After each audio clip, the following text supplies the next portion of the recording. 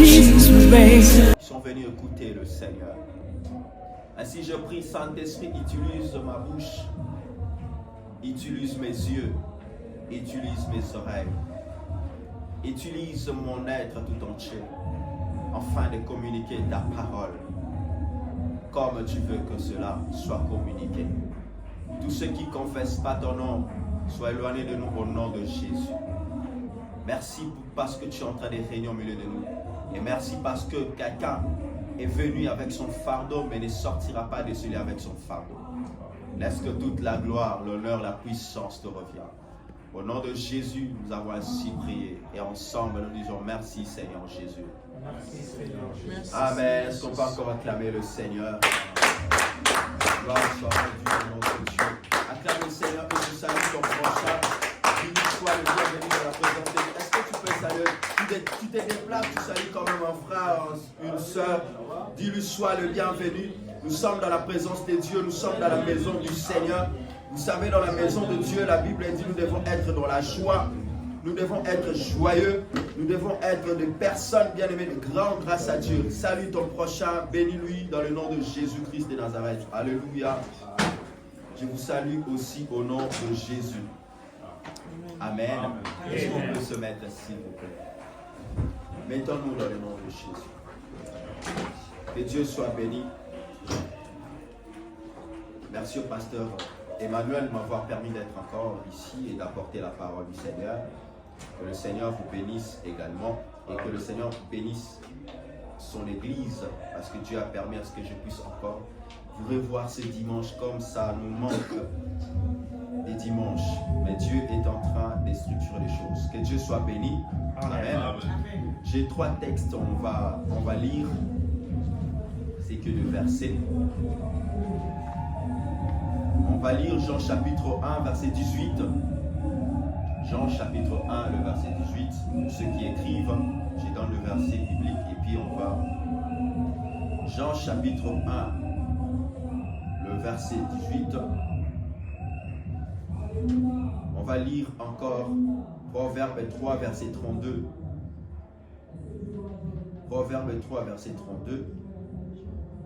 Et puis, on lira Jean chapitre 11, le verset 11. Amen. Amen.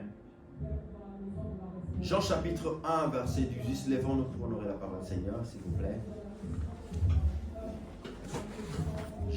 Jean chapitre 1, verset 18. Je lis au nom de Jésus-Christ. La Bible dit, personne n'a jamais vu Dieu. Le Fils unique qui est dans le sein du Père et c'est lui qui l'a fait connaître. Est-ce que tu peux répéter ensemble avec moi ce passage si tu es déjà là? Est-ce que nous sommes tous ensemble? Est-ce que nous sommes tous ensemble? Amen. Vous savez, un jour, j'ai demandé à chacun de nous, c'était dans une église, j'étais en train de prêcher, j'ai dit, bon, ok, on va lire la parole de Dieu. Il y avait une personne qui était là, avec sa Bible, sa grosse Bible. Hein. Mais, pendant que j'ai dit, on va lire la parole de Dieu à l'unisson, tous ensemble, bah, je voyais les personnes en train de lire. Mais, j'ai vu quelqu'un, en fait, il ne lisait pas, mais faisait comme ça. J'ai dit, en fait, ça m'a tiqué, en fait, ça m'a interpellé. J'ai dit, ok, je vais quand même m'approcher auprès de la personne pour voir quand même ce qu'il lit. Ben écoutez, je m'approche, je regarde dans sa Bible. En fait, j'avais demandé de lire Jean chapitre 1, verset 18. Or, dans sa Bible là, déjà toutes ces feuilles-là, c'est déjà coupé. Maintenant, le frère s'est retrouvé, je ne sait pas qu'est-ce qu'il va lire, parce qu'il n'y a même pas ces feuilles-là dans sa Bible. Et au lieu maintenant, parce qu'il savait que je le regardais, au lieu de rester comme ça, et le frère commence à monter dans sa bouche, ainsi de suite. J'ai dit, frère, tu sais, même dans la vie, il faut apprendre à être sincère. Si tu as compris que dans ta Bible, là, il n'y a pas de pages, reste juste calme. Au lieu de faire ce que tu fais là, amen. Mais je ne veux pas que ça soit ton cas, s'il te plaît. Donc si tu es là, on va tous lire ensemble, amen. Hein? Voilà, 1, 2, 3. Personne n'a jamais vu Dieu, le Fils unique, qui est dans le sein du Père, et c'est lui qui l'a fait connaître. Amen. On va prendre encore Proverbe chapitre 3, verset 32. Proverbe chapitre 3, le verset 32. Nous sommes là. Amen. Voilà. On va encore lire ça tous ensemble. 1, 2, 3. Car l'Éternel a en horreur les hommes pervers, mais il est un ami pour les hommes droits. Je souligne, il est un ami pour les hommes droits. Et nous allons prendre Jean chapitre 11, verset 11. Donc tu vois comment je te dribble. Je t'amène au Nouveau Testament, je te ramène là-bas dans l'Ancien Testament et je te fais revenir comme Mbappé là en Matthieu. Ah, si tu es perdu, c'est ton problème. Nous, on avance. On va marquer. On y va. Jean chapitre 11, verset 11. Amen. On est là? Est-ce qu'on est là? Amen. C'est bon. Ok. Messi, il est vitaire. Et il a tellement de la vitesse Messi que tu ne peux pas rattraper. Ok, on y va. 1, 2, 3. Après ces paroles, il leur dit, Lazare, notre ami, dort. Mais je vais le réveiller. Qu'est-ce qu'il a dit? Lazare, notre ami. Ça c'est ce qui m'intéresse en fait. Lazare, notre ami, dort. Mais je vais quoi? Le réveiller. Amen. Est-ce qu'on peut acclamer la parole du Seigneur? Mettons-nous au nom de Jésus. Gloire à Dieu. Gloire soit rendue au Seigneur. En fait, mon thème que j'aimerais parler aujourd'hui, c'est l'intimité avec Dieu. L'intimité avec Dieu. Tu peux dire avec moi l'intimité avec Dieu. L'intimité avec Dieu. Dis encore l'intimité avec Jésus. Oui, je veux parler de l'intimité avec Dieu. C'est pourquoi je nous ai donné ces 3 passages bibliques pour comprendre, pour nous faire comprendre c'est quoi ce qu'on appelle l'intimité avec Dieu. Amen. Amen. Si j'aimerais un peu définir c'est quoi l'intimité, c'est la qualité de ce qui est intime. La qualité de ce qui est intime. Ou encore caractère de confiance réciproque des relations qu'on a avec quelqu'un. C'est-à-dire ce qui caractérise en fait la confiance réciproque. Parce que lorsqu'on est en intimité avec quelqu'un, la confiance règne. S'il n'y a pas la confiance, on ne peut pas appeler ça intime ou l'intimité. C'est ce qui caractérise en fait la relation entre 2 personnes. Tu ne peux pas dire que c'est mon ami intime aussi longtemps que tu ne te confies pas à cet ami-là. Amen. Amen. C'est ce qu'on appelle l'intimité. Intime, c'est qualifie une amitié, un attachement réciproque. On ne peut pas parler de l'intimité si on n'a pas un attachement réciproque. En fait, ce n'est pas dans un seul sens, c'est dans les 2 sens. C'est-à-dire que moi, je m'attache à toi et toi, tu t'attaches à moi. Ce n'est pas que moi qui m'attache à toi. L'intimité, c'est aussi être proche d'une personne. Tu es tellement proche. Vous savez, quand on voyait Jésus, on pouvait voir Pierre à côté. Quand on voyait Jésus, on pouvait voir André à côté. Pourquoi? Parce qu'ils étaient devenus des amis intimes de Jésus. Et partout où le Seigneur marchait, partout où le Seigneur partait, eux, ils les accompagnaient. Ils étaient tellement proches avec lui. De telle en sorte que le jour où on a arrêté le Seigneur, Pierre se retrouva aussi au milieu de tous ces païens-là qui ont arrêté Jésus. Mais ce qui a démarqué Pierre, en fait, vous savez, lorsqu'on devient intime avec Dieu, on a aussi tendance à commencer à se ressembler. Quelqu'un a dit ce qui s'assemble, c'est récent. Plus on commence à s'attacher, à s'assembler ensemble, on commence aussi à se ressembler dans certaines choses. Vous n'aurez même pas à dire que voilà, ça, déjà les gens quand ils vous voient, ils vont comprendre que ça c'est des amis. Amen. Et là, je suis en train de parler de l'intimité avec Dieu. L'intimité ou encore une amie intime, c'est la personne à qui nous avons une affection profonde. La personne à qui nous avons une affection profonde. On ne peut pas parler de l'intimité si on n'a pas une affection qu'on manifeste envers la personne. Amen. Amen. Tu dois manifester l'affection, tu dois manifester l'amour envers cette personne-là. Et là, on parlera de l'intimité.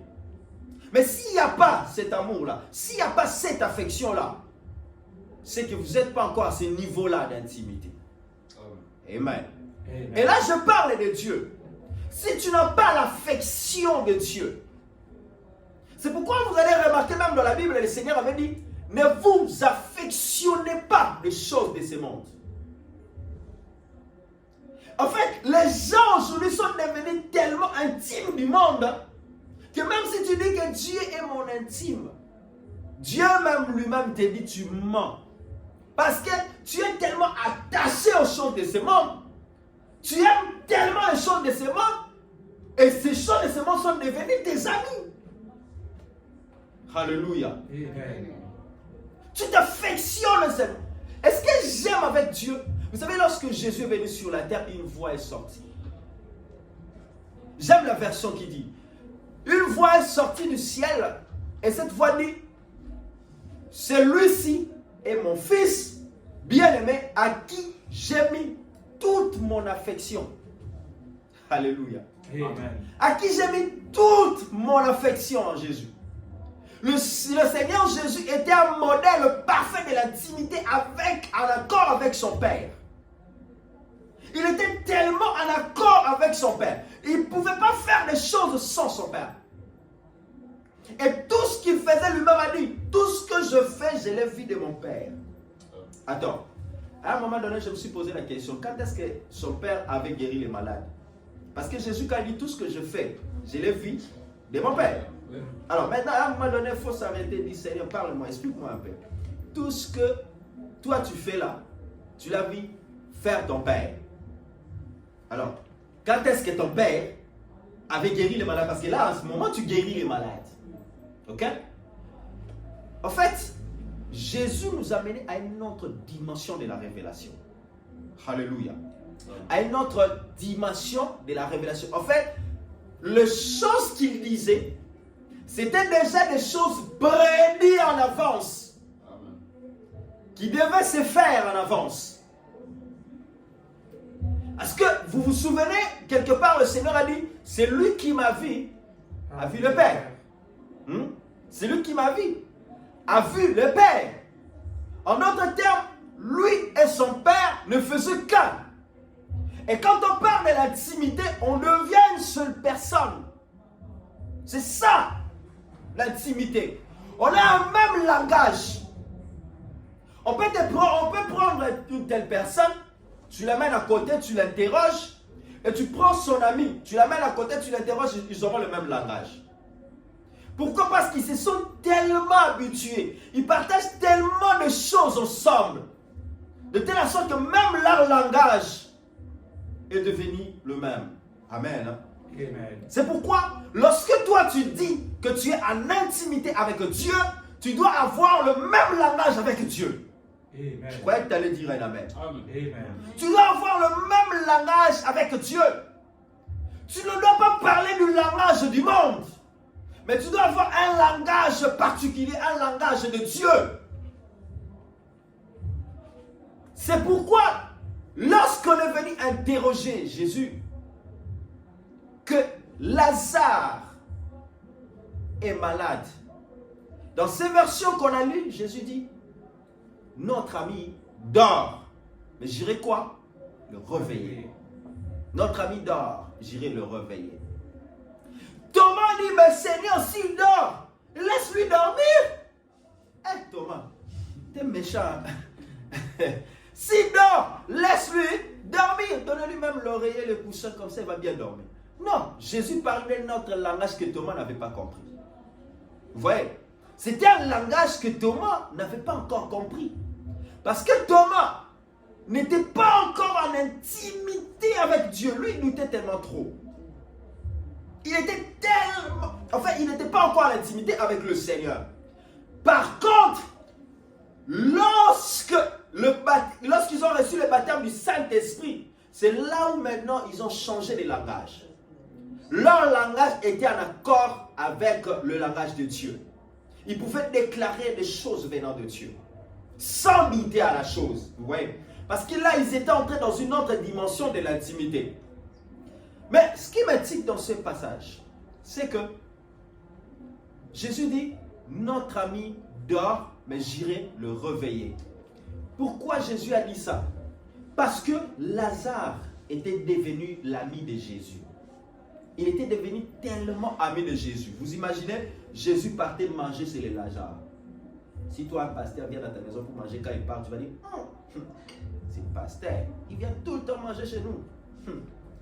Mais Lazare, Jésus venait tout, Jésus, mais partait tout le temps manger. Et quand il arrivait, Marie en train de préparer, il bougeait à marre, va préparer des trucs et tout ça. Jésus est là, le Seigneur est là et tout ça là. Ouais, pourquoi? Parce que ils s'étaient tellement habitués, ils étaient devenus des amis. Jésus venait librement dans cette maison-là, ainsi de suite. Mais plus tard, quand le problème est arrivé dans la maison de Marie, Marthe et Lazare, parce qu'ils étaient tous des frères et sœurs d'une même famille, la Bible dit, c'est à cause de l'amitié que Lazare avait avec Jésus, que Jésus ne pouvait pas laisser passer cette situation. Vous savez, il y a des situations dans la vie qui peuvent nous arriver, mais Dieu ne peut pas les laisser passer parce qu'il sait que toi, tu es tellement son intime qu'il ne peut pas laisser cette situation passer. Il doit d'office résoudre ses problèmes. Amen. Amen. Parce que tu es devenu ami de Dieu. Et je ne pense pas que si tu es ami avec quelqu'un, lorsqu'on est en train de tabasser cet ami, tu vas le laisser comme ça. Si tu es ami, nous on faisait ça. On a un pote dans le quartier, dans l'avenue, que cet ami-là, et d'ailleurs nous dans nos quartiers, dans nos avenues, bien aimé, il y avait tellement de maîtres, il y avait tellement, tout le monde faisait le sport. Une fois notre ami était sorti, et que tu le tabasses, quand il va venir, dire seulement à ses amis qu'on m'a tabassé là-bas, c'est tous les quartiers qui vont venir. Nous tous, on va descendre dans votre quartier, toute personne qu'on va trouver dans votre quartier, on va les taper. Et même si tu n'avais rien fait, on te tape. Pourquoi? Parce qu'on a tapé notre ami. Donc du coup, si toi tu habites dans ces quartiers, on sous-entend que tu es aussi l'ami de cet ami-là qui a tabassé notre ami. Est-ce que vous comprenez ça? Amen. C'est pourquoi je vais t'amener à une autre dimension. C'est pourquoi Jésus a dit, c'est lui qui te touche la prunelle de l'œil de Dieu. Ça veut dire que Dieu lui-même et les anges et Michael, et vous allez voir le koulouna divine, c'est-à-dire que et Dieu lui-même et les anges et tous les archanges vont débarquer chez toi comme pas possible, mon frère, ma soeur. T'es sorcier, tu veux me toucher, mon frère. Laisse-moi te dire une chose. La façon Gabriel va te cogner. Vous savez, Dieu n'avait même pas besoin de chasser Satan. Au ciel, lorsque Satan s'est rebellé contre Dieu, vous savez, Satan est aussi dans l'intimité avec Dieu, mais il a bafoué son intimité. Et c'est pourquoi je vais vous faire comprendre dans mon message. Satan a bafoué l'intimité de Dieu. Il a commencé à faire des choses qui vont à l'encontre des principes de Dieu. Et il a convoité même la place de Dieu, à prendre la place de Dieu, usurper la place de Dieu.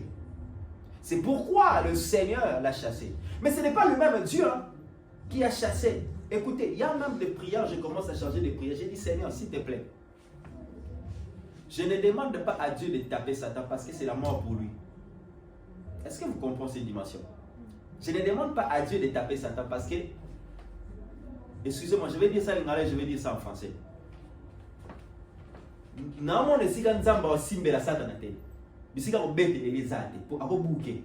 Amen. C'est-à-dire, qu'est-ce que je vais dire par là? Je ne vois nulle part où Dieu peut taper Satan. Est-ce qu'il peut le casser? Alléluia.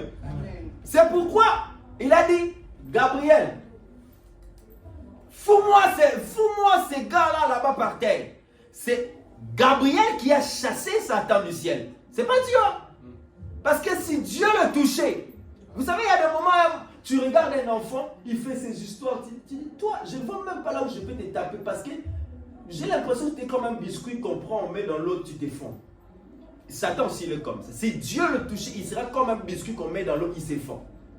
Donc, il n'est pas de la taille à combattre Dieu. Il n'est pas de la hauteur à combattre Dieu. On ne faut même pas parler du combat entre Dieu et Satan. Il n'y a même pas photo. Alléluia. Il n'y a même pas photo, il n'y a même pas débat. Donc, il sera écrasé. La Bible dit, Moïse a dit, rien que le son de sa voix fait trembler les montagnes. Imagine maintenant, c'est Dieu qui fait trembler les montagnes. Toi, tu deviens intime avec ces gens de Dieu. Mon frère, tu dois être fier, hein? Amen. Hein? Tu dois être fier. Vous savez comment un petit pays comme le Rwanda, qui est ami avec les États-Unis, est en train de blaguer avec le Congo? Pourquoi? Parce qu'il sait qu'il est ami avec les États-Unis. Tout ce qu'il fait, on lui procure des armes, des trucs, machin. Il faut dire des choses par son nom. Amen. Amen. Un petit pays là, qui blague. Écoutez, vous savez, un jour, je me rappelle un jour, on faisait le sport, bien sûr. Mais un jour, j'ai rencontré un petit. Un petit là. Ce jour-là, le petit avait fait quelque chose. Mais, vous savez, le petit, il a eu l'audace en fait. Le petit m'a dit, mon vieux, je trace la ligne. Si tu passes par ici, vieux, tu vas voir ce que j'ai été fait. Vous savez, moi-même là où j'étais, j'ai dit, attends. Et tu vois, il y a des gens en fait autour de lui se sont cachés parce que je peux pas comprendre. Un petit comme cet enfant, il vient, il trace une ligne et dit, si tu passes seulement ici, tu vas voir ce que j'ai été fait. Je vais tellement te taper que tu vas même pas t'en rendre compte. Alors, attends, ça s'émet des doutes dans mon cœur à un moment donné. J'ai dit, attends,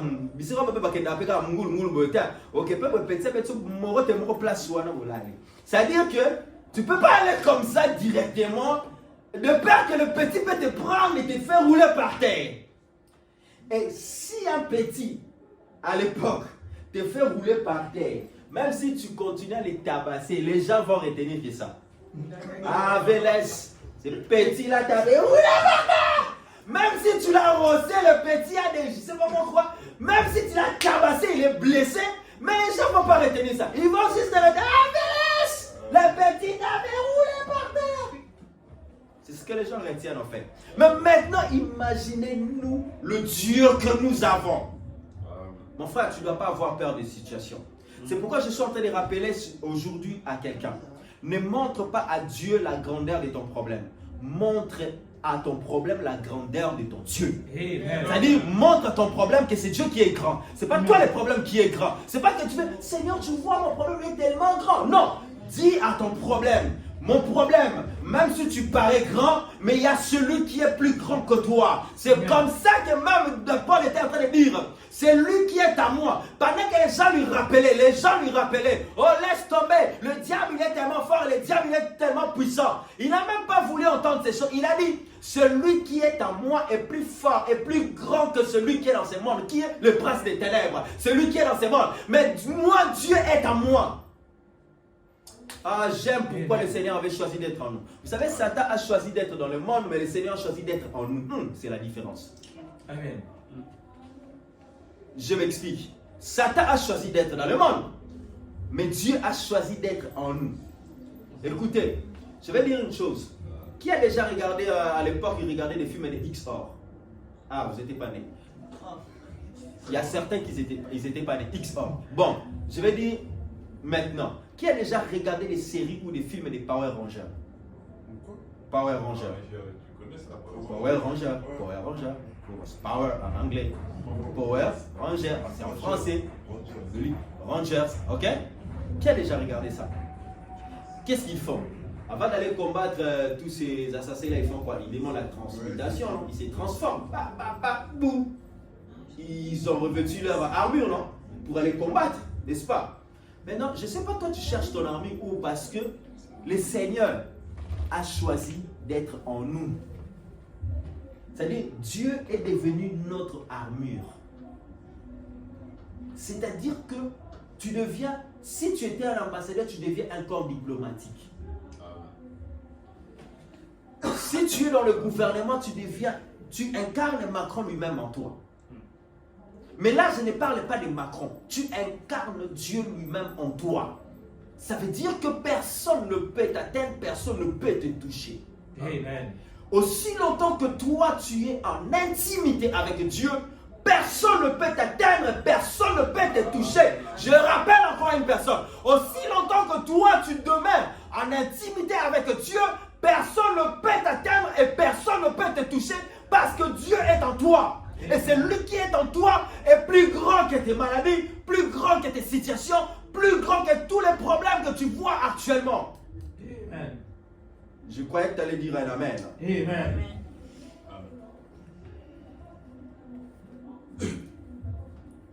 Jean chapitre 1, 18, la Bible dit, personne n'a jamais vu Dieu. Dieu le Fils unique qui vit dans l'intimité du Père nous l'a révélé. C'est pourquoi j'ai dit que Jésus-Christ est un exemple d'un homme intime. Un exemple d'une intimité avec Dieu. Nous devons prendre ce modèle. Jésus est notre modèle parfait. Comment il a vécu sur la terre? Il a vécu sur la terre pour nous montrer comment nous devons être avec lui pendant qu'il retournera au ciel. Que nous devons être proches de lui. Quand on parle de l'intimité, on parle de l'attachement, on parle de la personne qui est proche de Dieu. Tu ne dois pas être éloigné de Dieu. Tu dois être proche. Si tu sens que les choses commencent à te faire éloigner de Dieu, c'est un danger. Pour le diable, pour qu'il arrive à t'atteindre, il va t'éloigner d'abord de Dieu. Vous savez, un enfant, pour que tu puisses le toucher, tu dois d'abord commencer par éloigner son père ou sa mère loin d'elle ou loin de lui.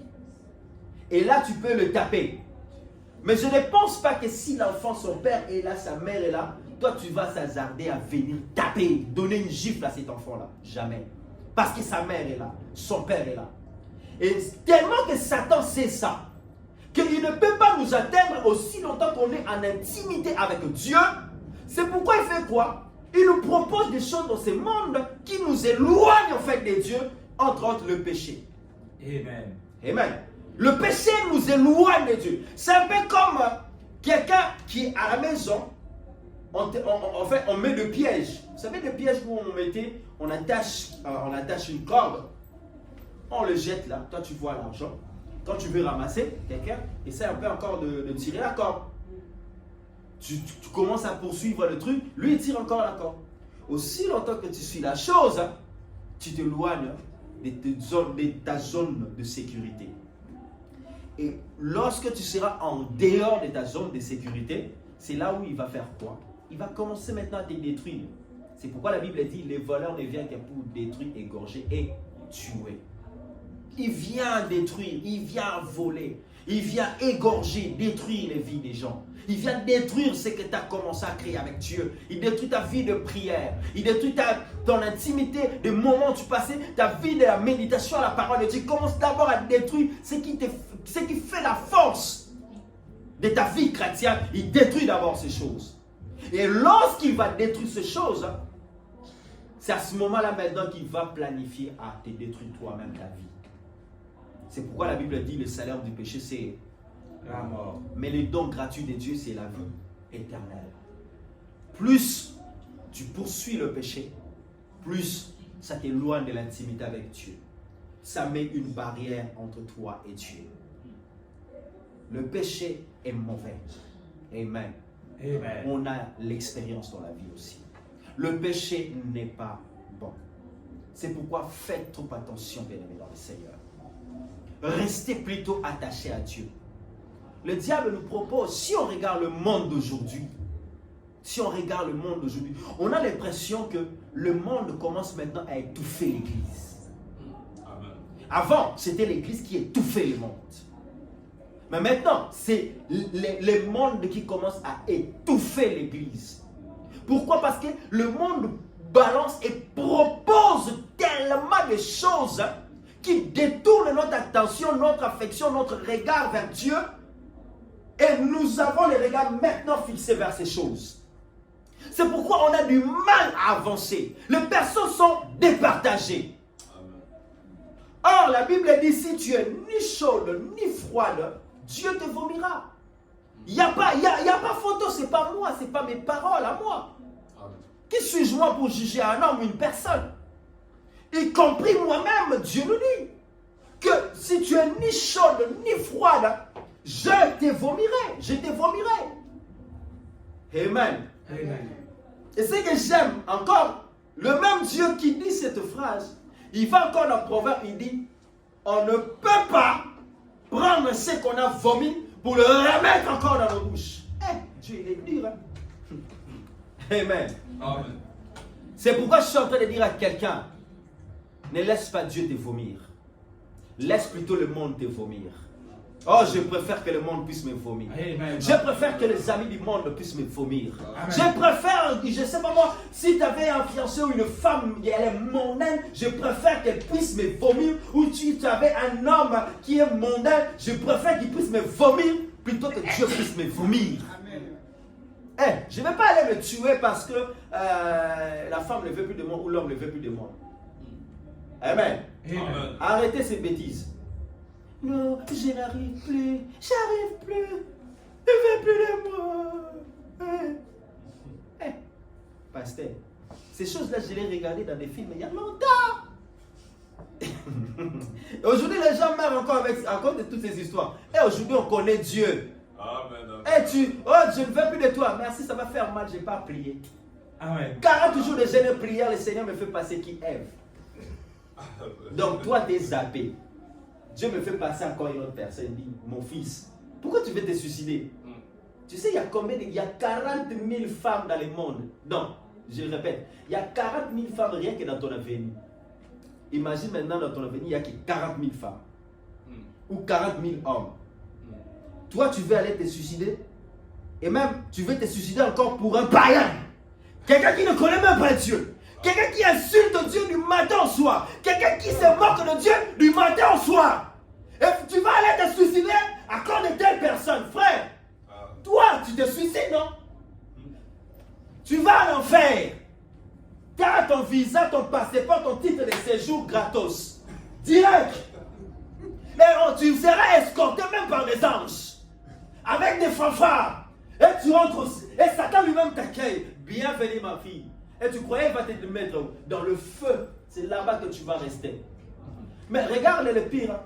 C'est que au moment où toi, tu es dans le feu, les païens là, que toi tu t'es suicidé à cause de lui, un jour il reçoit Jésus.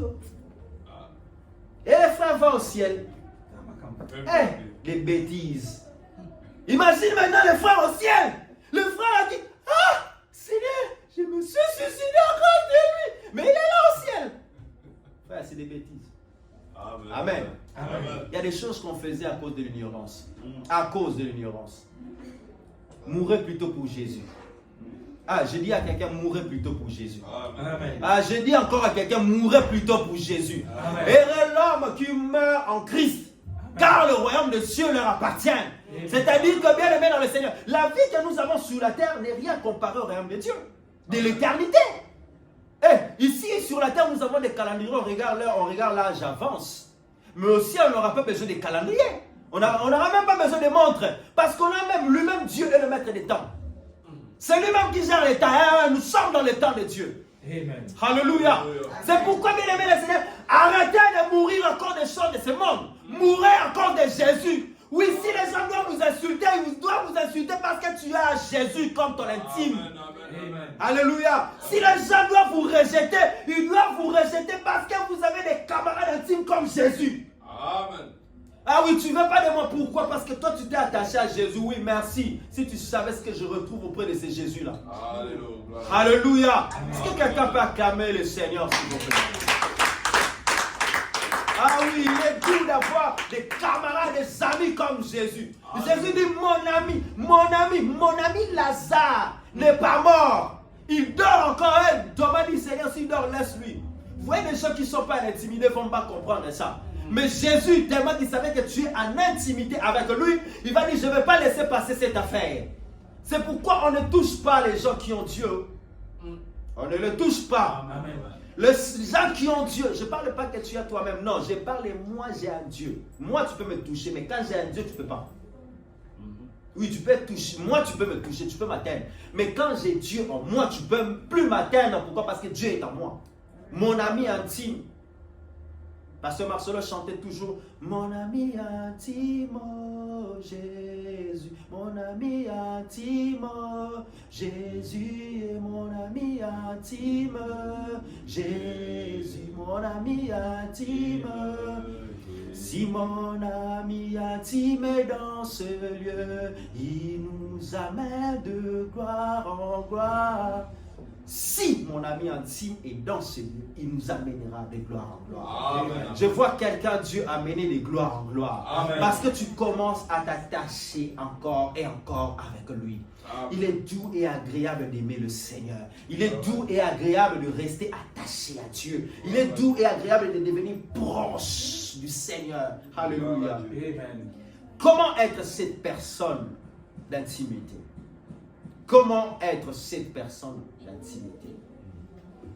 Premièrement, tu dois donner ta vie à Jésus-Christ entièrement, pas à moitié.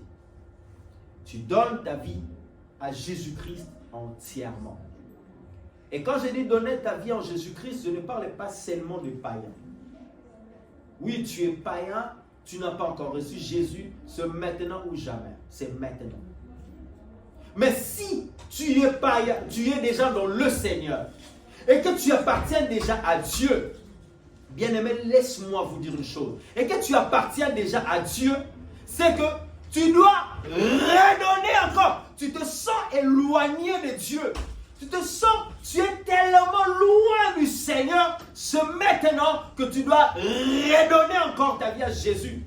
Parce qu'on ne peut pas devenir intime avec Dieu si tu n'as pas donné ta vie entièrement.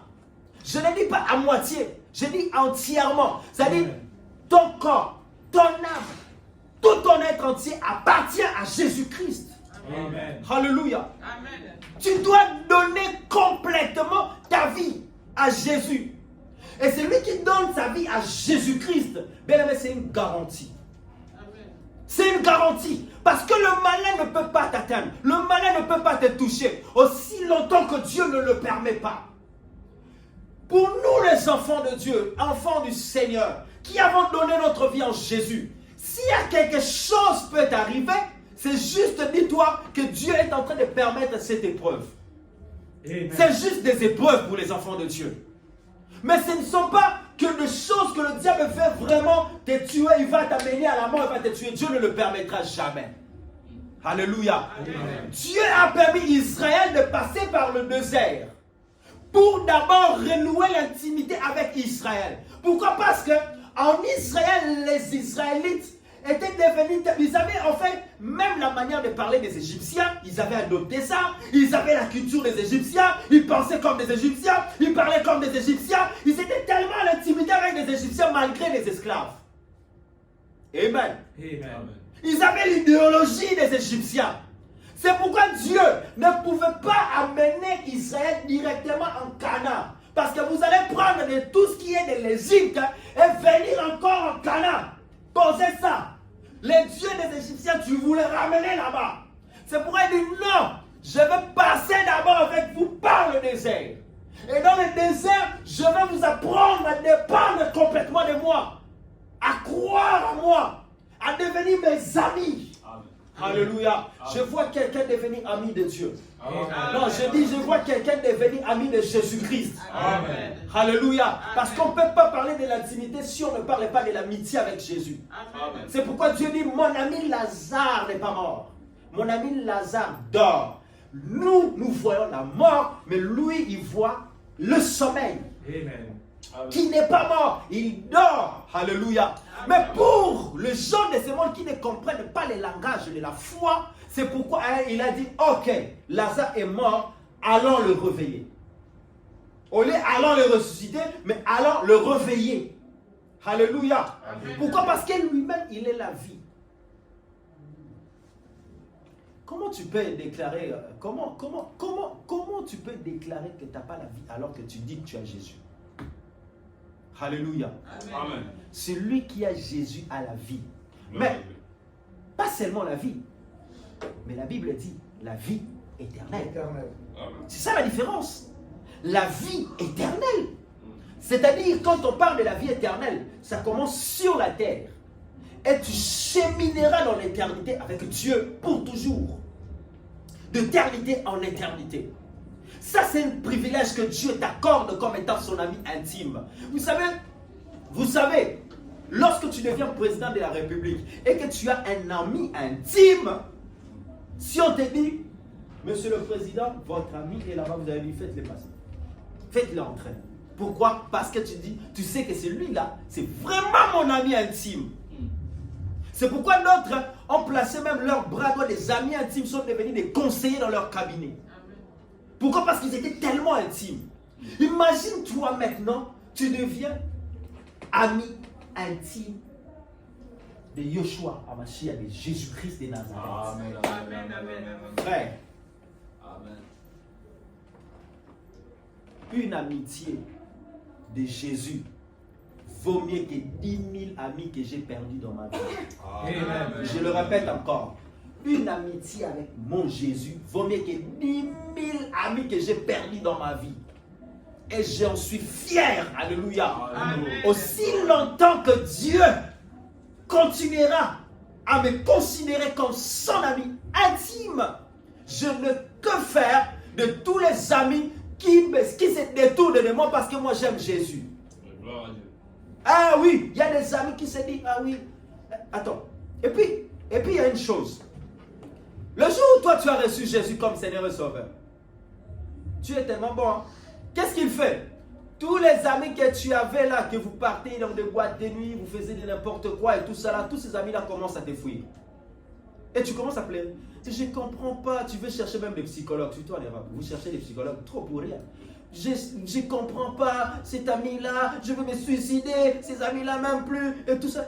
Frère, si tu savais là où cette amitié-là allait te conduire peut-être demain, si Dieu, pourquoi je disais autrefois, si Dieu pouvait nous ouvrir les yeux pour voir ce qui va nous arriver dans 10 ans, dans 2 ans, même en sortant d'ici, frère. Je ne dis pas ça sera le cas de quelqu'un ici. Imagine-toi que Dieu te montre que dès que tu sors juste ici, la voiture va te tamponner. Frère, tu ne vas plus sortir d'ici. Hein? Tu vas dormir ici, tu vas rester ici. Tu ne vas même plus sortir. Je sors, comme ça la voiture. Non, non, non. C'est-à-dire que si Dieu pouvait nous révéler les dangers qui nous a tellement épargnés, des choses peut-être que l'œil ne comprend pas, c'est que ta vie à toi ne comprend pas. Frère, estime-toi une personne heureuse. Parce que Dieu t'a tellement épargné de beaucoup de choses. Parce que tu es devenu son ami. Amen. Amen. C'est pourquoi je suis en train de dire à quelqu'un, comment devenir intime avec Dieu? La première des choses, commence d'abord par donner ta vie à Jésus.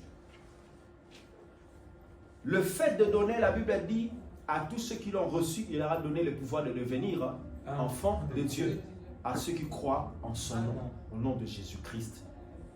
Lorsque tu donnes ta vie en Jésus, c'est ce qui t'introduit maintenant dans le palais de Dieu. C'est ce qui te donne le statut d'un enfant de Dieu. D'office, le ciel te reconnaît officiellement, pas officieusement, officiellement enfant de Dieu. Ça veut dire que tu peux entrer dans la présence de Dieu comme bon te semble. Vous savez, cet enfant-là, il n'a même pas besoin de faire la prière pour voir sa maman. Quelqu'un va dire Amen. Amen. Il n'a même pas besoin de faire la prière pour aller voir sa mère. Il va juste venir, maman, maman. Il entre. Amen. Et surtout même, il y a des enfants où les chambres de leurs parents n'ont pas de clé. Et ces enfants-là, ils entrent comme bon leur sang. Ils peuvent venir, oh maman, ils sautent sur toi même quand tu étais comme à l'époque d'Adam et Ève. Et ils entrent direct. Pourquoi? Parce que l'enfant se dit, c'est mon père, c'est ma mère. Je peux venir dans sa présence comme bon me semble. Amen. Amen. Je reste dans sa présence. C'est pourquoi quand tu deviens enfant de Dieu, l'accès t'est ouvert. Amen. Tu as l'accès facile dans sa présence. Tu peux parler à ton Dieu comme ton Père maintenant. Amen. Et quand tu pries notre Père qui est aux cieux, Amen. je ne parle pas de la formule, je parle de la compréhension de cette prière. Mm. Que Dieu est devenu vraiment ton Père. Pourquoi? Parce que tu as donné ta vie à Jésus-Christ. La première des choses pour devenir intime, parce que je parle de l'intimité avec Dieu, la première des choses pour devenir intime avec Dieu, tu dois donner entièrement ta vie à Jésus. Dis à ton prochain, donne entièrement ta vie à Jésus. Rappelle-lui, si tu as perdu cette intimité-là, redonne encore entièrement ta vie à Jésus. Matthieu, deuxième point. Matthieu chapitre 2. Matthieu chapitre 22, verset 37. Matthieu 22. 37. Verset 37. La Bible dit, Jésus lui répondit. Tu peux commencer au verset 36. La Bible dit au verset 36, Maître, quel est le plus grand commandement de la loi? Et le verset 37, Jésus lui répondit, tu aimeras le Seigneur, ton Dieu, de tout ton cœur, de toute ton âme et de toute ta pensée. C'est le premier et le plus grand commandement. Enfin, et voici second qui lui est semblable, tu aimeras ton prochain comme toi-même. Amen. Deuxième des choses pour être en intimité avec Dieu, tu dois aimer Dieu de tout ton cœur, de toute ton âme, de toutes tes pensées et de toutes tes forces. Il y a des gens qui n'aiment pas Dieu de toutes leurs pensées. Au point même que même lorsqu'on est en train de prier ici, lui, sa pensée, c'est encore à la maison. Ah, je vais aller regarder cette série télévisée. Ah, cette émission-là, oh, c'était bien. Attends, frère, tu es ici. Tu pries. Mais toi, tes pensées sont encore dans des séries télévisées. Tu n'aimes pas Dieu de toutes tes pensées. Parce qu'il dit, tu aimeras ton Dieu de toutes tes pensées. Je me réveille, je pense à Dieu. Je m'endors. Et puis, je vais révéler un secret. Aimez Dieu comme si vous êtes tombé amoureuse pour la première fois d'une fille ou d'un homme. Vous savez, quelqu'un qui tombe amoureux ou amoureuse d'un homme ou d'une fille pour la première fois, hein? Il ne peut même pas manger. Kelly, viens manger. Là, il est dans son téléphone. Hein? Oui, bébé. Comment tu vas, bébé? Je commence à t'appeler. Oh mon cœur. Oh mon âme. Tu es mon tout, mon bras, mon jambe. Tu es mes bras, mes doigts, mes dents même. Tout même. Tu es mon tout.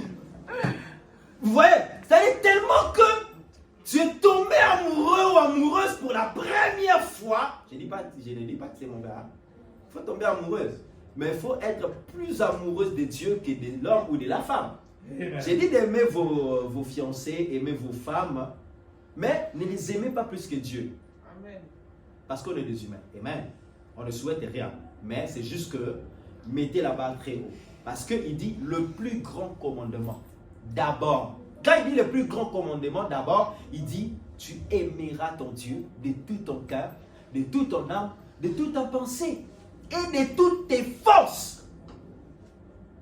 Après, maintenant, tu aimeras ton prochain comme toi-même. C'est-à-dire, le copain ou le fiancé plutôt, ou encore ton mari est dans le second rang. C'est-à-dire, tu aimeras comme ton prochain, que tu l'aimeras. Mais d'abord, Dieu. Toutes vos pensées doivent être orientées vers Dieu. Matin, midi, je pense à toi, Dieu.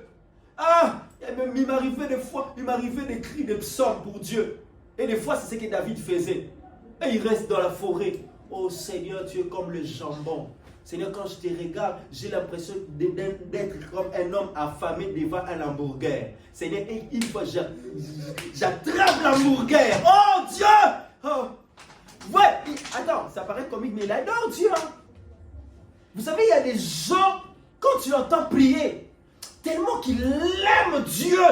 Attends, Il voit Dieu dans tout ce qu'il fait. Dans toutes choses, en fait, lui, il voit Dieu. C'est ce qu'on appelle, tu aimeras Dieu de toutes tes pensées. Et je préfère qu'une personne me dise, ah, toi aussi, on en a assez. C'est moi Jésus, Jésus, Jésus. Je mange Jésus, je me réveille Jésus. Oui, tu veux que je dise quoi là? Je mange, je me réveille Jésus. Je m'endors, je me couche Jésus. Il est partout, partout dans ma vie. C'est lui Jésus. Et d'ailleurs, j'ai toujours dit la femme que j'écoute, si tu es rival avec Jésus, c'est mort pour toi. Parce qu'on va se séparer. Tu ne peux pas être rival avec Jésus. Et tu ne peux pas être rival avec Jésus. Ou tu aimes Jésus ensemble avec moi, on aime Jésus. En plus, parenthèse, hein, je ne conseille pas ça. Mais j'ai l'impression que l'homme et la femme, la Bible dit, l'homme s'attachera à son père, plutôt à sa femme, et devenant une seule. Hein, une seule chair, c'est-à-dire un seul corps, non? Vous êtes devenu une seule personne. C'est-à-dire que quand je te vois, je ne vois que toi. Non? En d'autres termes, maintenant, moi et ma femme, on devient épouse de Jésus. C'est-à-dire, toi et moi, on est des femmes. Jésus est notre mari. Maintenant, comment est-ce que tu peux rivaliser Jésus? Alors que même toi, tu es censé être sa femme. Est-ce que vous comprenez ça? Amen. C'est impossible. Comment? Non, pasteur, j'ai un fiancé, mais est-ce qu'il aime Jésus? Pasteur, laisse, lui là. Jésus, il n'aime même pas entendre parler de Jésus. Alors, comment tu peux continuer avec une telle personne? Ah, excuse-moi, je vais te choquer, mais excuse-moi, c'est la vérité. Si tu me haïs, tu ne me verras même pas chez toi à la maison. Je ne verrai pas. Amen. Amen. Ah, détestez-moi comme tu veux, mais tu ne me verras pas venir dans la maison. Pourquoi? Parce que j'aime tellement Jésus trop. Amen. Pourquoi je te dis ça? Parce qu'il y a des gens, aujourd'hui on a enlevé la place de Dieu au centre de nos vies. Amen. Et il y a des antécédents dans nos cœurs. Tu aimeras ton prochain, tu aimeras ton frangin, mais pas plus que Dieu, pas plus que Jésus. Alléluia. C'est pourquoi j'ai dit, mourrez pour Jésus. Ne mourrez pas pour les choses de ce monde. Ne mourrez pas pour les choses de ce monde. Ne vous suicidez pas parce que l'homme ou la femme ne veut plus de toi. Suicidez-vous. Non, ne vous suicidez pas. Mais mourrez quand même pour Jésus. Amen. Quand je dis mourrez pour Jésus, ça, je ne vous pousse pas à aller vous suicider. Non, Seigneur, pasteur, aujourd'hui, il nous a pressé. Il faut mourir pour Jésus et puis tu prends la corde, tu vas te suicider. Frère, tu vas aller en enfer.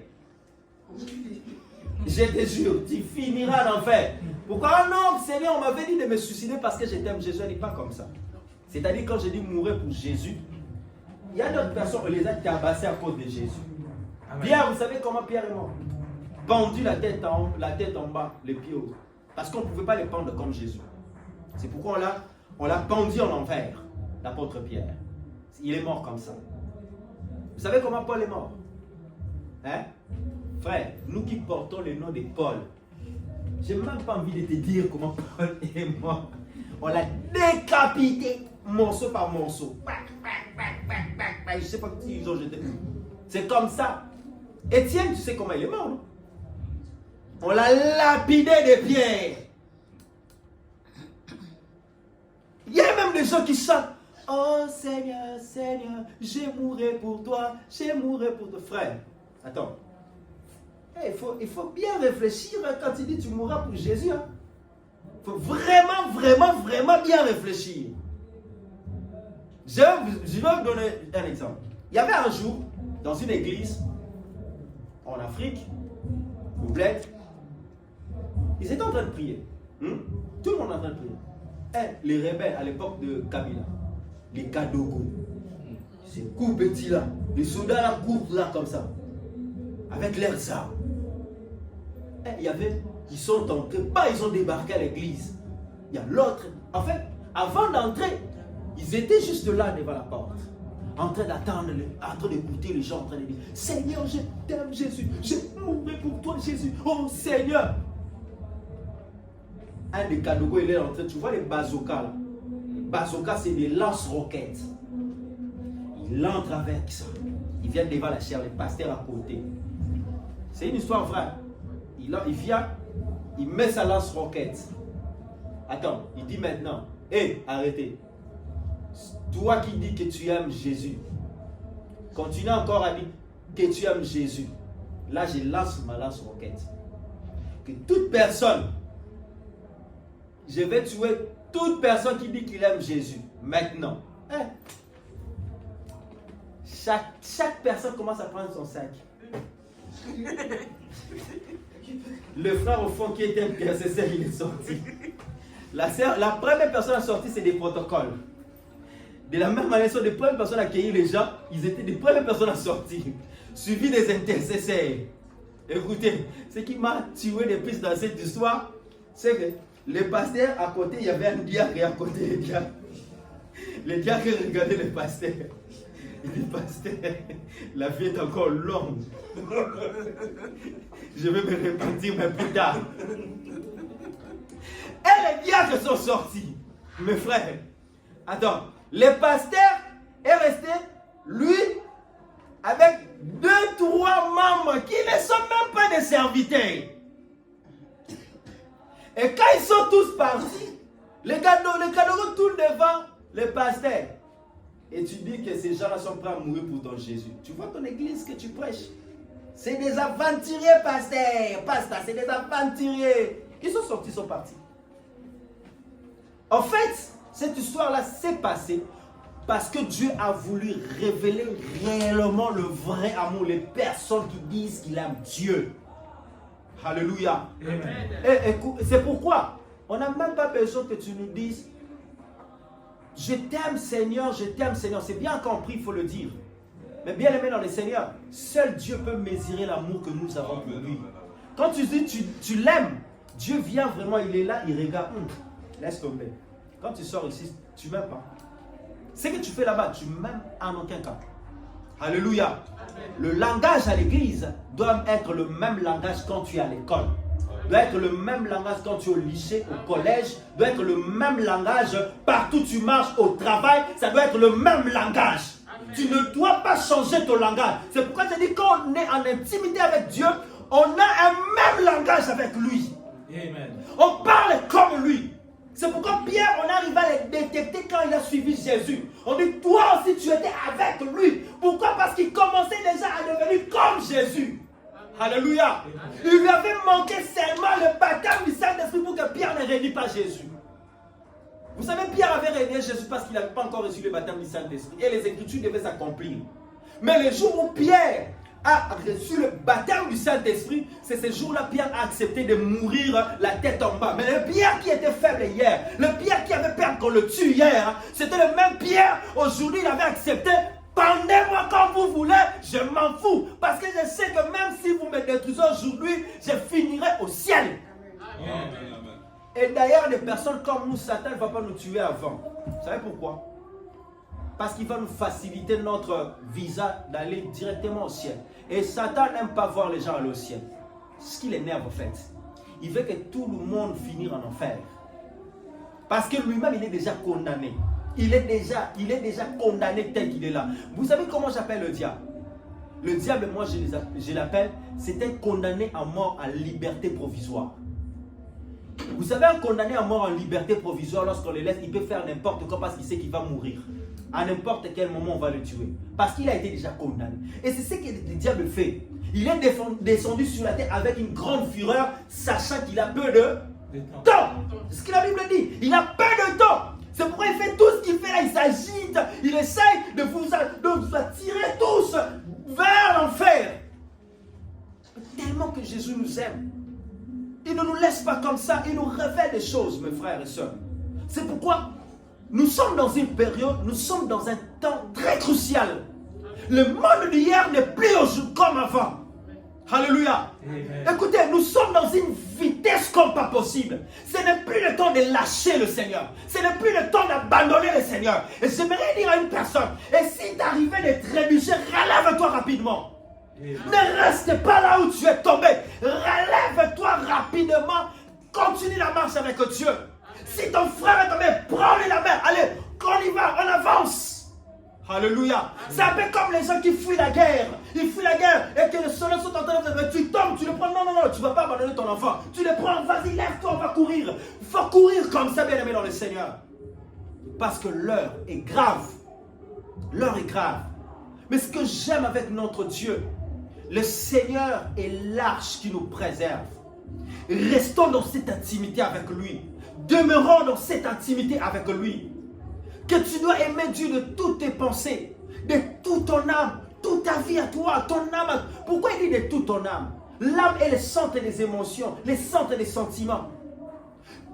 Tu dois avoir le même sentiment qu'animait Jésus, comme il a dit dans Philippiens chapitre 2. Ayez en vous le même sentiment qui était en Christ et Jésus. Alléluia.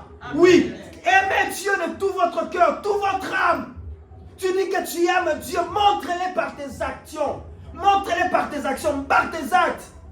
Alléluia. Amen. Combien tu passes plus de temps dans le monde qu'à l'église? Tu passes plus de temps dans la télé qu'à la prière dans ta chambre. Alléluia. Amen. Tu passes plus de temps dans des choses qui n'édifient pas. Au lieu de passer plus ton temps à lire la parole de Dieu. Vous avez même des Bibles dans vos téléphones, mais vous ne les lisez pas. Mais tu dis que je suis un homme d'intimité. Au pire même des pasteurs.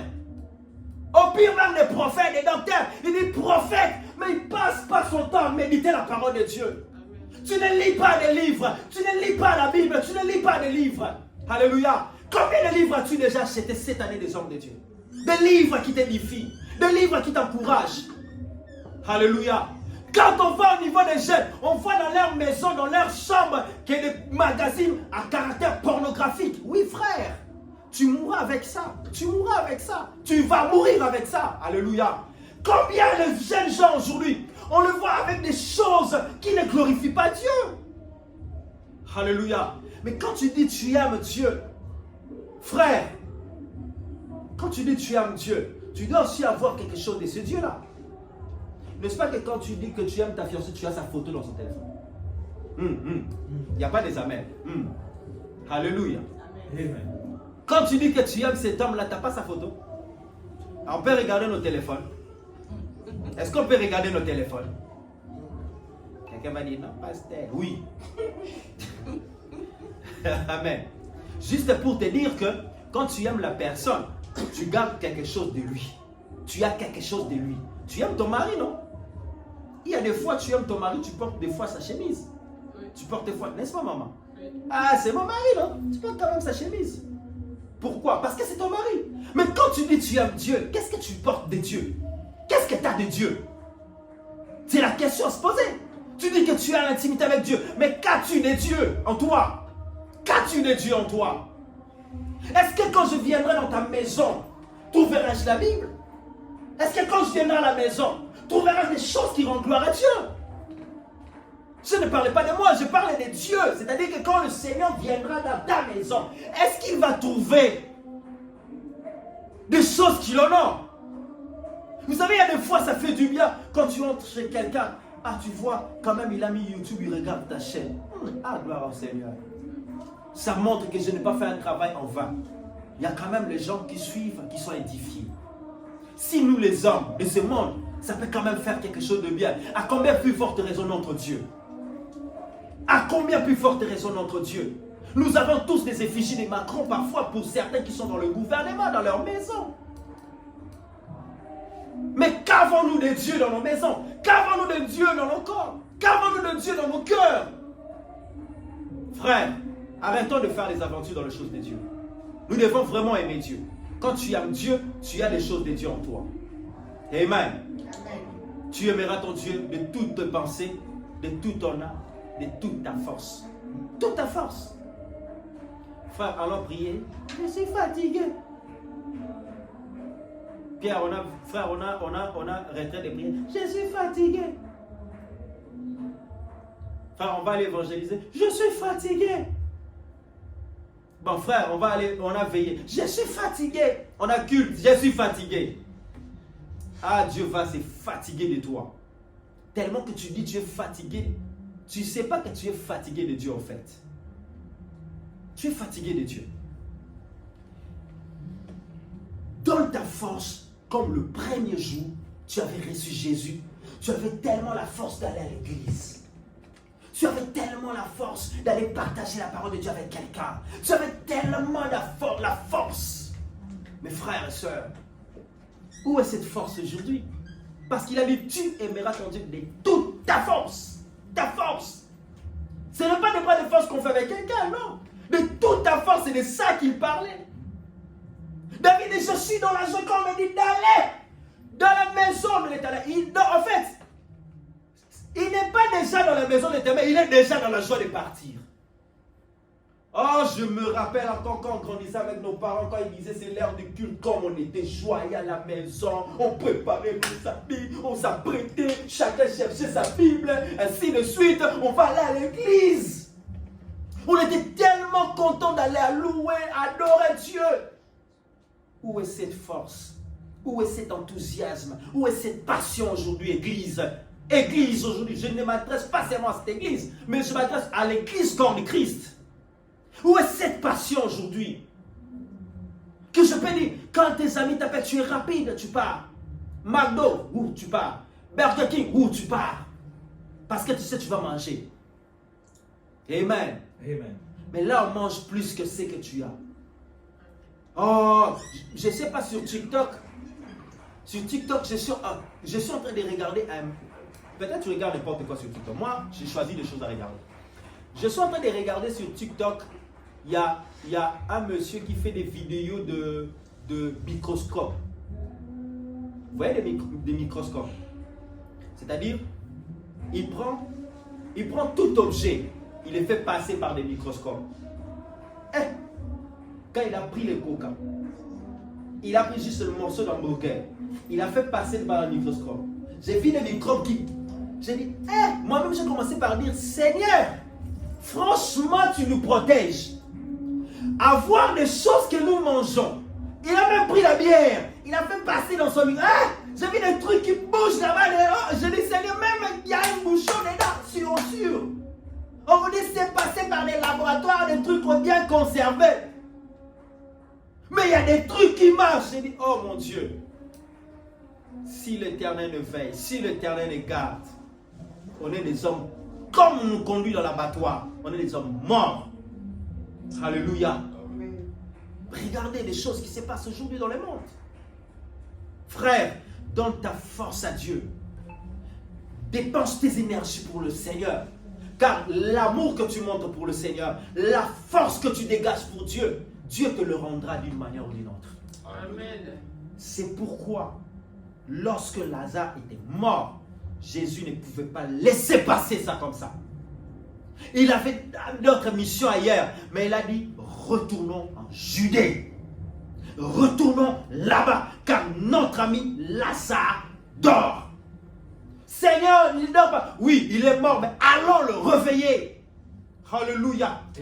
L'intimité avec Dieu fera en sorte que Dieu amène même la résurrection dans ta maison. Amen. Quand tu es intime avec Dieu, tu vivras des choses surnaturelles. Amen. Alléluia. Amen. Les surnaturels ne sera même plus de choses à forcer. Parce que quand on dit surnaturel, c'est quelque chose qui va au-delà du naturel. Ça peut être une maladie que les gens ont dit incurable. Ça peut être une maladie que les gens ont dit incurable.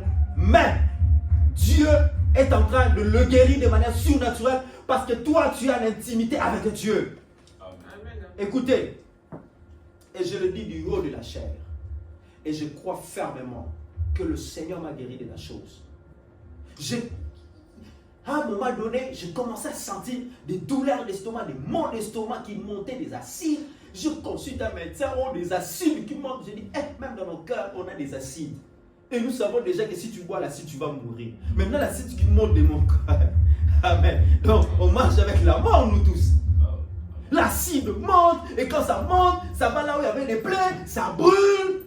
C'est pourquoi tu sens toutes ces douleurs partout dans le corps. J'avais marre de ces choses, J'ai pris l'eau, je suis entré dans le studio. J'ai dit, Seigneur, si vraiment tu existes et que je te sers, je vais prier pour cette eau. Je sais que tu es un Dieu de surnaturel, tu es un Dieu de miracles. Je ne doute pas de ce que tu as fait parce que je t'ai vu faire plus que ce que je vais faire maintenant. Mais j'ai pris pour cette eau que ça soit transformé en sang de Jésus. Et chaque fois que je bois cette eau en moi, ça va là où il y avait des plaies et que ça me guérit au nom de Jésus. Amen. Depuis ce jour-là, je ne ressens plus ça. Je vous dis, depuis ce jour-là, ces douleurs-là, même il y avait des moments, quand je fais certaines positions, je le ressens, il n'y en a plus, frère, soeur. Vous savez, développez cette intimité. Et quand vous avez cette intimité-là, le Seigneur vous révélera des choses que vous pouvez faire. Avant même d'aller consulter, le Seigneur vous révélera des choses déjà à faire. Même des médecins qui sont en intimité avec Dieu, avant d'opérer, il y a des fois Dieu leur révèle déjà la maladie. Il y a parfois des maladies démoniaques qui vont opérer comme ça, on ne voit rien. Tu fais des examens, on ne voit rien. Mais quand tu veux un médecin qui est en intimité avec Dieu, le Seigneur lui dit déjà, déclare simplement, esprit mauvais, quitte ce corps au nom de Jésus. Et dès qu'il te dit, quitte ce corps directement, tu es complètement guéri. Restauré même. Amen. Pourquoi? Parce que tu es quelqu'un d'intime avec Dieu. Dis à ton prochain, deviens intime de Jésus. La troisième des choses, nous devons nous confier à Dieu, s'approcher de lui avec confiance. Pour être intime avec Dieu, tu dois te confier en Dieu. De la même manière que la femme se confie en son homme, l'homme se confie à sa femme. Tu lui parles de tout et de rien. Tu lui confies des choses. C'est de la même manière que nous devons aussi nous confier au Seigneur. Écoutez, des choses peut-être que tu ne peux pas dire à ton frère, à ta mère, à tes soeurs, à ton père, mais à Dieu, il n'y a pas de limite. Parle-lui. Confie-lui tout. David confiait tout au Seigneur. Tout ce qui lui dérangeait, il confiait ça à Dieu. Il parlait au Seigneur de tout de sa vie. Amen. Amen. Confie ton âme, confie ton corps, confie tout ton être au Seigneur. Et mets en lui toute ta confiance, toute ta foi en lui. Crois que ce que tu dis à ton Dieu, il t'a entendu, il t'a écouté. Et qu'il va te répondre. Alléluia. Amen. C'est pourquoi, bien aimé le Seigneur, les personnes qui se confient tout le temps en Dieu deviennent des intimes du Seigneur. Et le malin, le diable ne peut jamais, je le répète encore, cette phrase me revient tout le temps, le diable ne peut jamais vous atteindre. Amen. Il ne peut pas vous atteindre. Pourquoi? Parce que vous êtes des intimes de Dieu. Amen. Amen. Même Elisabeth Borne, c'est comme ça qu'elle s'appelle, Elisabeth Borne, à côté de Macron, personne n'est pas peut l'atteindre. Parce que l'autorité qu'Elisabeth a vient de Macron. C'est lui qui l'a investi. C'est lui qui a dit qu'elle devienne Premier ministre. Si demain il décide, puisqu'il vient de faire remaniement, s'il décide encore de changer, elle va partir. Amen. Mais le jour où elle a été investie Premier ministre au nom de Macron, c'est ce jour-là qu'on ne peut plus l'atteindre, on ne peut plus le toucher. Et nous maintenant, où la Bible nous appelle tous des ministres de Dieu, des ambassadeurs de Jésus. Hey, frère, tu as un corps diplomatique. Dis à ton frère, tu as un corps diplomatique. Tu as un corps diplomatique. Laisse-moi, je suis en train d'atterrir de mon message. Laisse-moi te dire une chose. Tu vas entrer dans un... Écoutez, vous savez, il y a des fois, bien aimés dans le Seigneur, comportez-vous comme un corps diplomatique. Des hommes intimes de Dieu se comportent maintenant comme Dieu. Amen. Tu n'es pas Dieu en fait, ne te fais pas Dieu pour qu'on t'adore. Non, je ne parle pas de ça. Mais comporte-toi comme un ministre, comme un ambassadeur de Dieu. Tu n'es plus n'importe qui, tu n'es plus n'importe qui. Ne parle plus n'importe comment, ne dis pas de bêtises, des sottises. Ça ne doit plus sortir de ta bouche parce que tu n'es plus n'importe qui. Amen. Même dans le palais royal, lorsque tu deviens roi, on doit commencer à te montrer le langage royal. Tu ne vas pas parler n'importe comment. Alléluia. Amen. Même ton français a changé. Tu sais, moi je sais bien parler français. Quand tu rentres dans le palais royal, tu vas encore réapprendre à parler en français du palais royal. C'est pourquoi David, malgré qu'il avait reçu l'onction royale, mais il ne devait pas devenir d'abord roi aussi longtemps qu'il n'est pas initié par le palais royal. Il devait comprendre le fonctionnement de la royauté. Écoutez, ce n'est pas en fait que David venait jouer pour Saoul. C'était déjà l'initiation à la royauté. Alléluia. Je suis en train de dire à quelqu'un, Dieu nous entraîne à la royauté. Un homme intime, déjà Dieu t'entraîne à de grandes choses. Amen. À de merveilles que tu vas accomplir. Commence à te comporter, même si aujourd'hui tu n'es pas encore grand, commence à te comporter comme des grands. Alléluia. Arrêtez de vous minimiser, de vous voir. Non, non, bien aimé dans le Seigneur. On est des enfants de Dieu, on est des ministres, on est des ambassadeurs de Jésus. Amen. Et la Bible déclare, il a fait de nous tous un royaume de sacrificateurs. Ça veut dire qu'on est tous des sacrificateurs de Jésus. Comportez-vous ainsi. Alléluia. Amen. C'est pourquoi à un moment donné, même le sorcier se moque de vous. Attends. Un jour, quelqu'un est venu voir le pasteur pour dire, pasteur, j'ai trop mal ici. Ici. Et en plus, il montre au pasteur. Ici, je sens. Pasteur, il pose la question. Attends, frère. Attends.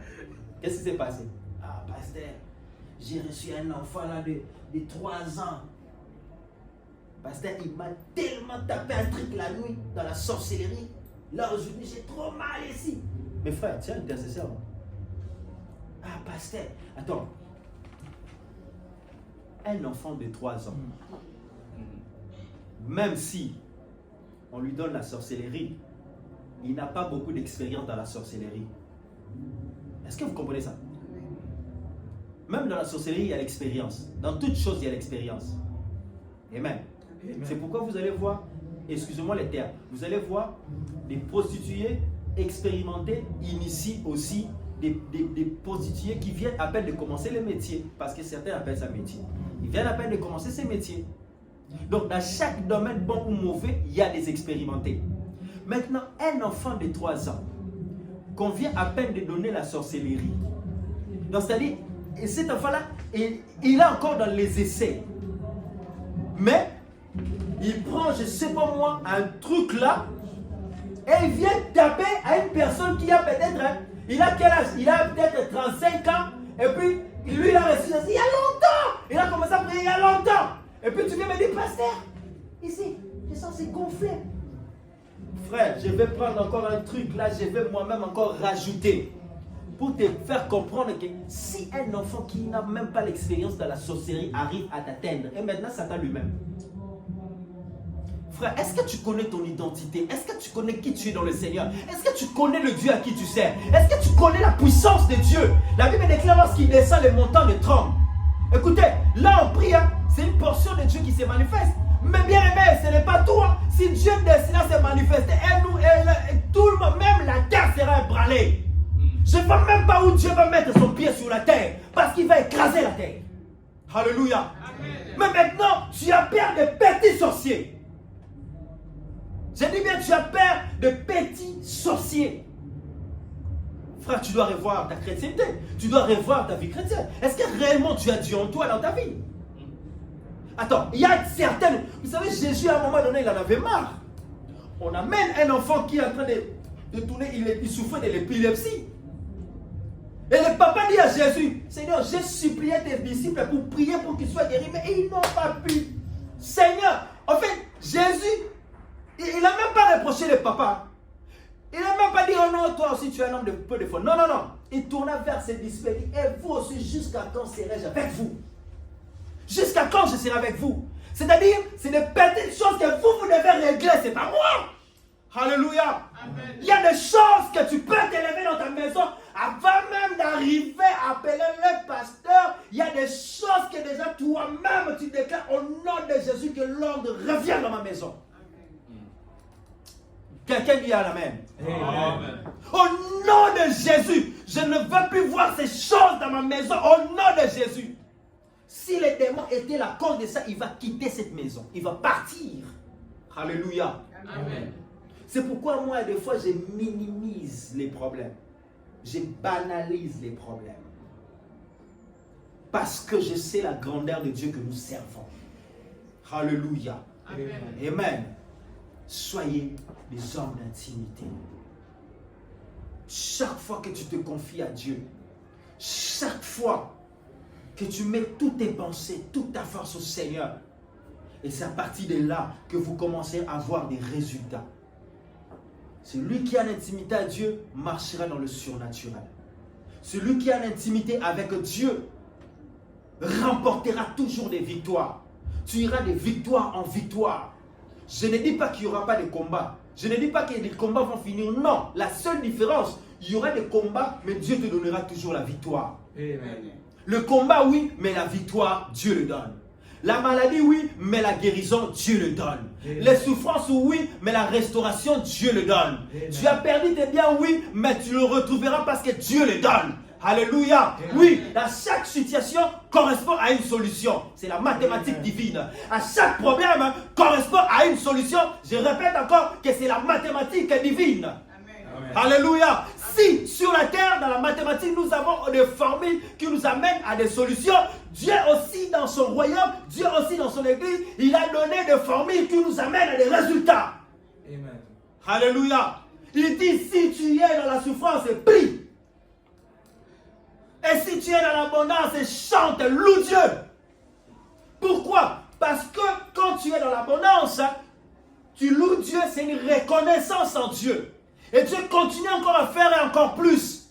Quand tu traverses des moments difficiles, tu pries Dieu pour qu'il intervienne. Et Dieu va intervenir. Amen. Tu es un ami intime de Dieu. Amen. Amen. Je te rappelle que tu es un ami intime de Dieu. Et un ami intime de Dieu, le malin ne va pas t'atteindre. Si tu dois retenir mon message, dis-toi qu'un intime de Dieu, le diable ne va pas l'atteindre. Alléluia. Tu vas à ta maison, tu dis que je suis un intime de Dieu et le malin ne va pas t'atteindre. Alléluia. Amen. Bien-aimé dans le Seigneur, tu es dans ton travail, tu dis même si on licencie toute personne, mais moi on ne va pas m'atteindre parce que je suis un intime de Dieu. Amen. Même si le fléau, le Covid avait frappé, tellement qu'on est des intimes de Dieu, aujourd'hui on est là, on parle. Amen. Amen. Je croyais que tu allais dire Amen. Amen. Oui, c'est vrai, beaucoup de gens sont morts par le Covid. Mais écoutez, les hommes intimes de Dieu, Dieu ne permettra jamais tant qu'il n'est pas encore temps. Amen. Amen. Restez intime avec Dieu. Et d'ailleurs, dans l'intimité, Dieu vous révélera des choses. Oui, c'est que dans le secret qu'on révèle des choses. C'est que dans le secret qu'on confie, on partage des projets. C'est dans le secret que Dieu va partager les projets qu'il a à cœur. Voilà pourquoi il dit, voici les projets que je forme pour vous. Des projets de bonheur, de paix et non de malheur. Amen. Un jour, quelqu'un m'a dit, mais pasteur, vous aimez trop prêcher la bénédiction. Moi, la réponse n'est pas loin. Ce n'est pas ma faute, c'est Jésus. C'est à cause de Jésus. Parce que Jésus aussi, la réponse n'était pas loin. Un jour, quelqu'un est venu me voir, pasteur, vous prêchez trop la bénédiction. Je l'ai regardé. Tu veux qu'on prêche trop la malédiction, c'est ça? Donc, tu veux qu'on vienne à l'église, on commence à maudire les gens. Mais le royaume de Dieu, c'est quoi? C'est la bénédiction. Même quand je prêche le royaume de Dieu, vous pensez que c'est quoi? C'est une grande bénédiction. La Bible appelle ça la grande félicité. Nous entrerons dans la grande félicité. La bénédiction immense. Alléluia. C'est qu'on n'a pas compris l'essence du mot bénédiction, bénédictus. Amen. Israël avait compris c'est quoi la bénédiction. Joseph, son père, allait mourir. Il amène Manassé, Ephraïm. Venez. Postez en toi, ici, toi là. Allez, papa, impose les mains. Prie. Ils avaient tellement la notion de quoi. Qu'est-ce que c'est la bénédiction? Ils savaient c'était quoi la bénédiction. Et quand Israël, les patriarches pouvaient prononcer une bénédiction, c'était vraiment une bénédiction. Et s'ils déclaraient une malédiction, c'est pourquoi Jésus a dit qu'une même bouche ne fasse pas jaillir deux sources à la fois. Soit c'est limpide, soit ta mère, que ça ne soit pas ainsi. Bénissez au lieu de maudire. Un homme intime a un langage divin. Et le langage divin, c'est que tu bénis ta maison. Tu te réveilles le matin. Après avoir loué, adoré Dieu, commence à bénir. Même si tu te réveillais et que tu ne sais pas quoi tu vas manger, je bénis l'abondance dans cette maison. Je déclare la provision dans ma maison. Rien ne manquera. Seigneur, tu as dit, l'Éternel est mon berger. Nous ne manquerons de rien. Tu proclames ça. Tu déclares ça. Peu importe, bien aimé, tu te dis que non, je ne sais pas quand est-ce que comment. Je vais finir par ces témoignages. Je finis par ces témoignages. Un pasteur, un jour, il avait absolument rien du tout avec sa femme. Et il priait. Il dit à Dieu. Il demandait à Dieu la voiture, la maison et tout ça. Il voyait que ça ne venait pas. Ça, c'est des matériels, c'est rien. Mais je prends juste cet exemple. Et un bon jour, le Seigneur et après, le pasteur commençait à changer son langage. Seigneur, si tu peux me donner seulement, même un vélo. Seigneur, même un vélo. La chose ne venait pas. Même le vélo ne venait pas. Au point même que le pasteur charge encore les langages. Seigneur, même la trottinette. Vous voyez, la trottinette où on balance. Ça ne venait pas. Et un bon jour, le Seigneur le révéla dans un songe. Dieu ouvre le ciel et lui montre les inventions créées par les humains. Les avions, même les avions de chasse. Hein. Maintenant, Dieu lui pose la question. Qui va monter dans ces choses? Penses-tu que moi, je monterai dans ces choses? Dieu ne va même pas rouler dans vos cas. Il n'a même pas besoin de ça, puisque s'il a besoin de venir ici en France, il dirait qu'il est là. Là, il est partout au même moment.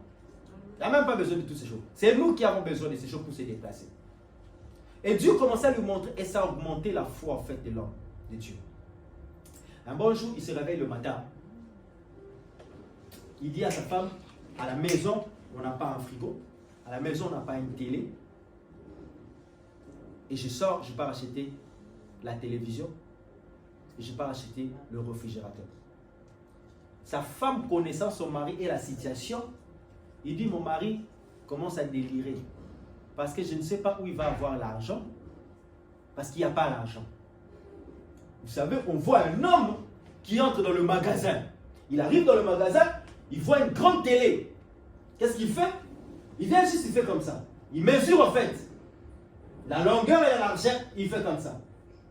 Et après, on voit un monsieur, il commence à sortir et il va dans sa voiture, avec les mains comme ça, dans sa voiture. Lui-même, il s'est dit, en fait, pas dans une voiture, mais dans un taxi. Il dit, je prends la télé et je l'introduis dans la voiture. Il va encore, il mesure en fait les réfrigérateurs. Mais les gens dans le magasin disent, mais ce monsieur, il délire, il devient fou ou quoi? Il mesure. Il dit, je prends le réfrigérateur et j'introduis dans la voiture. Après, il arrive à la maison et il dit à sa femme, chérie, j'ai ramené le congélateur et j'ai ramené la télé, c'est dehors. La femme a beaucoup douté. Elle dit, papa, t'as ramené la télé, t'as ramené le réfrigérateur? Ah non, je ne pense pas. Il dit, va voir dehors. Va voir dehors. Dieu est bon. Dis avec moi, Dieu est bon. Dieu est bon. En tout le temps. En tout le temps. Dieu est bon. Dieu est bon. Amen. Amen. Au moment où la femme sortait pour aller voir, vous savez ce qui est arrivé? Il y avait un homme, le pasteur avait prié un bon jour, il y a longtemps. Le pasteur avait prié pour cet homme. Il a vu de résultats.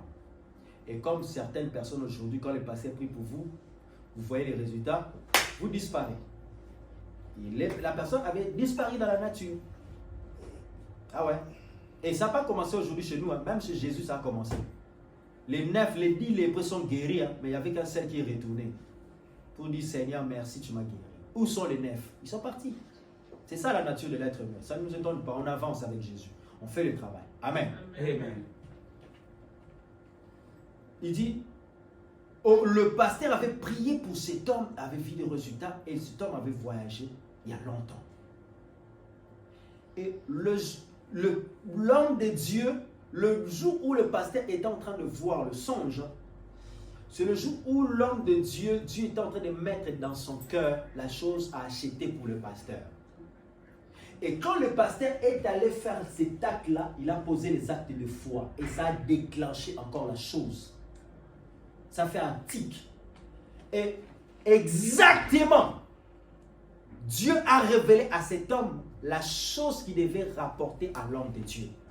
C'était la télé et le réfrigérateur de même mesure, même taille. Amen. Amen. Et quand la femme sort dehors, il voit une voiture derrière elle klaxonner. Et le monsieur descend. Il dit, maman, est-ce que vous me reconnaissez? Il dit non. Il dit, c'est normal, il y a longtemps. Le pasteur avait prié pour moi. Dieu m'a béni. J'ai voyagé, je suis là. Et le Seigneur m'a mis à cœur. Mais ça, c'est rien. Il est venu lui donner le réfrigérateur et lui donner aussi la télé. Mais non pas ça là. Mais je vais aussi lui donner une voiture. Frère, j'aimerais dire à quelqu'un, Dieu connaît ta taille. Amen. Dieu connaît les mesures de tes habits et tout ce que tu peux avoir. Dieu connaît ça. Reste en intimité avec Dieu. Amen. Tu sais pas ce que Dieu est en train de préparer pour toi. Garde ton intimité. Que personne ne te fasse sortir de ton intimité. Celui qui veut t'éloigner de l'intimité avec Dieu, en fait, c'est un envoyé du diable, car le diable lui a chargé pour t'éloigner afin de te tuer et de te détruire. Amen, amen. C'est pourquoi gardons notre intimité, parce que les prières que vous avez faites autrefois ne pourrissent jamais.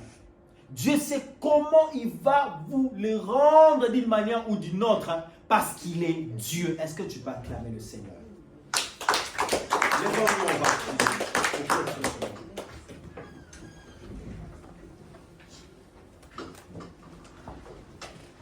Gloire soit rendue à Dieu. J'aimerais que tu puisses prier. Même gagnant la ville, nous ne pouvons pas gagner la ville si nous ne sommes pas des hommes intimes. Gagner la ville, nous ne pouvons pas gagner la ville si nous ne sommes pas des intimes de Dieu. Les gens qui ont gagné Jérusalem, Judée, Samarie, jusqu'à l'extrémité de la terre, ont commencé en intimité avec Jésus. Et ils sont allés maintenant parce qu'ils aimaient Dieu. On ne peut pas pousser une personne à évangéliser s'il n'aime pas Dieu. C'est une perte de temps. C'est une peine perdue. On ne peut pas dire à quelqu'un de venir servir Dieu à l'église s'il n'aime pas Dieu. C'est une perte de temps, une peine perdue. À la place, cherchez des assoiffés de Dieu pour avancer avec eux, pour évoluer avec eux. On n'a plus le temps, frères et sœurs, il n'y a plus le temps. Jésus revient bientôt, je vous le rappelle. Le bientôt que tu as entendu hier, ce n'est plus le même. L'heure est tellement rapprochée que le Seigneur veut à tout prix que nous nous mettons tous. C'est un peu comme l'état d'urgence en Ukraine ou en Russie. Quand il y a la guerre, c'est tout le monde qu'on enrôle. On n'a plus besoin que tu aies un CV ou tu as fait le karaté, le shotokan ou le quoi. Non! Que tu fasses le karaté ou que tu saches préparer seulement. Va à la bataille!